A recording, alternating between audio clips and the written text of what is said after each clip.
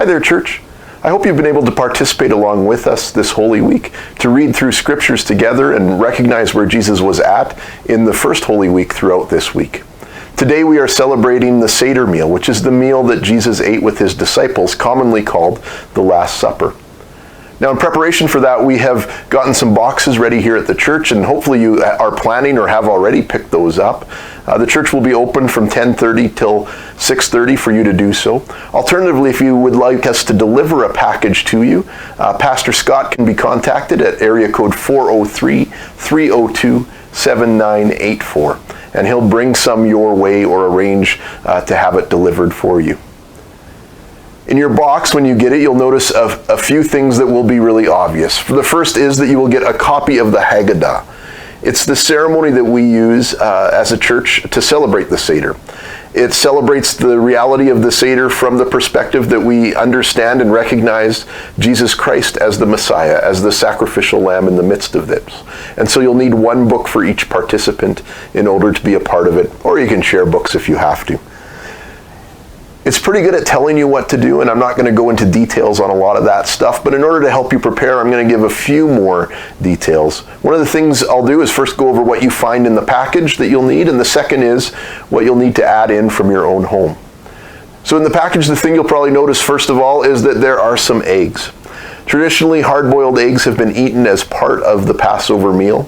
That didn't begin till quite a long time after Jesus' death and resurrection, but it's something that we honor as well. There are some various explanations given for what the egg signifies or why that is done. I'll let you look online if you're interested in that. There isn't really consensus on it, but almost all Jewish groups do that as part of their meal. So you're welcome when you gather to begin with your hard-boiled eggs and eat them together. The second thing you'll notice is the matzah, which is these pieces of bread that are in your basket. Now, in preparation, you'll need to take the three pieces. There should be three of them in each basket, and wrap them in a cloth like this. So it's easy enough just to take a tea towel and to wrap them within it in some way, and to set that in the middle of your ceremonial table along with the other offerings. The parsley and bitter herbs that are in your container are needed throughout the ceremony, or at spots in the ceremony. So again, set them somewhere on the table in the middle where they can be accessed. The rest of the meal is up to you. You're welcome to eat whatever you want. In reality, at Jesus' time, the Passover was often celebrated before the lambs were sacrificed. So they didn't often actually have lamb at their Passover meal. But at the same time, that is the tradition that developed after the destruction of the temple, and so is often what we do here at the church. You're welcome to celebrate with whatever you would like, whatever is traditional for a family gathering for you and your family. Through the other items that you will need to celebrate the Passover, and if you have a pen and paper, you're going to want to make a bit of a list here. I'll go through what you'll need to do in preparation. You will need cups of grape juice, something for each participant to drink. There's various parts in the Seder meal where you're expected to enjoy what would have been a glass of wine, but a glass of grape juice together with your family is how we honor that.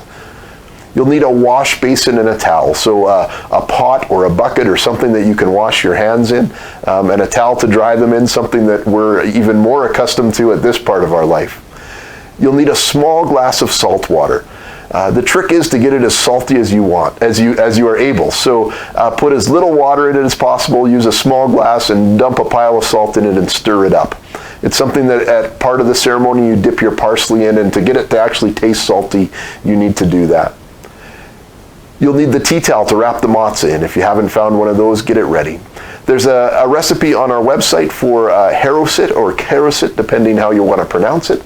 It's the apple dessert that the apple salad that we usually make as part of our ceremony. It's traditional and represents the mud for the brick and mortars that the Israelites made when they were in exile, when they were in Egypt under slavery.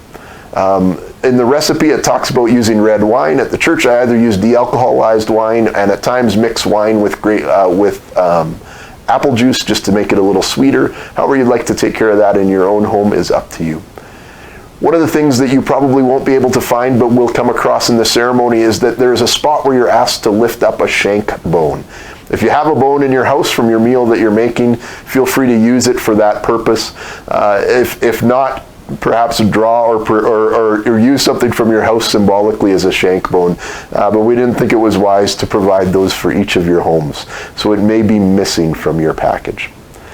There are 4 questions near the beginning of the ceremony. As you're doing it as a family, you're welcome in the moment to choose who asks those questions, but traditionally you would choose the youngest 4 kids in the room that are able to do so to ask those questions as part of the ceremony. Now, if you're not celebrating with kids present, of course, you can just read those questions, but the idea of having those in the ceremony was to have those asked by children. There are some other things that we don't traditionally do around the church that you are welcome to do. There are some traditions that vary from region to region in practice. One of them is to clean your house of anything that rises or has leaven in it. And so there was a practice in some cultures where they would hide pieces of bread around the house, and before the ceremony, the kids would symbolically go and find those, and the keeper of the house would sweep them into a dustpan and remove them from the house as a sign of removing all guilt or sin, which is what yeast or leaven has often represented symbolically. You're practicing it in your own home, and it is pretty easy to follow the instructions in the book. Don't be fearful of leading your family in this. It's not terribly difficult, and they're going to be very forgiving if you stumble over a part or don't present it quite right. Just go along together and enjoy it. Part of what this is meant to be is a family celebration. And so the idea is actually looks more probably like it should in how we're practicing it this week than we have traditionally practiced it in gathering at the church. Jesus gathered with his 12 disciples to have this meal. Historically, you probably would gather with just your family or extended family, similar to other gatherings that you have for holidays and celebrations. So enjoy your time together. We practice it at various levels of the church. There's meant to be pauses to hang out, to talk, to discuss the ideas with those around the table, to enjoy your glasses of grape juice or wine, as the case may be. It's meant to be a time together for family, and I hope that's what you experience with this Seder meal together in your homes.